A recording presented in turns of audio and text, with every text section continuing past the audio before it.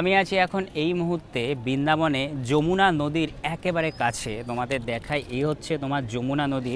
আর যমুনা নদীর জল দেখো পুরো কালো কুচকুচে। আর একটু আগে আমরা বোট রাইড করে আসলাম, আর এদিকে এসে তোমাদের সাথে কথা বলছি, তার কারণ ওদিকে ভীষণ বোটে গান বাজছে। আর এই যমুনা নদীতে এক সময় কালিয়া নাগ বলে একটা সাপ বসবাস করত। তার বিষটা এতটাই ক্ষতিকারক ছিল, যার জন্য কিন্তু যমুনার জলটা পুরো কালো হয়ে গেছে। তোমাদের দেখায় পুরো কালো কুচকুচে। আর যদিও পরবর্তীকালে আমাদের ভগবান শ্রীকৃষ্ণ সেই কালিয়া নাগকে দমন করে, কিন্তু তারপরও যমুনার জল সেই থেকে গেছে, কালোই থেকে গেছে। আর এই যমুনা হচ্ছে তোমার ভগবান সূর্যদেবের বলতে পারো কন্যা, আর যমরাজের বোন।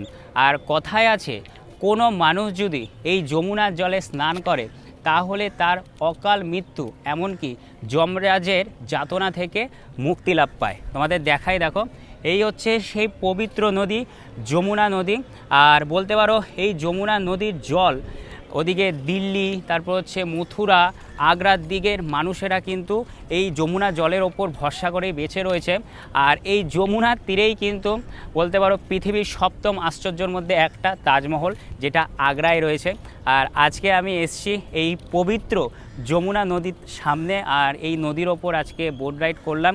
তবে আজকে তো স্নান করতে পারলাম না, যদি আবারও কখনো পরে আসি অবশ্যই এই জলে স্নান করব। যদিও জলটা কালো, কিন্তু ভীষণ বলতে পারো একটা পবিত্র জল। বহু মানুষ গঙ্গার জলের মতন কিন্তু তোমার বোতলে ভরে বাড়ি নিয়ে যায়। আর প্রয়াগরাজে বলতে পারো ত্রিবেণী সঙ্গম আছে, গঙ্গা, যমুনা, সরস্বতী, তিনটের সংগম কিন্তু তোমরা প্রয়াগরাজে পেয়ে যাবে।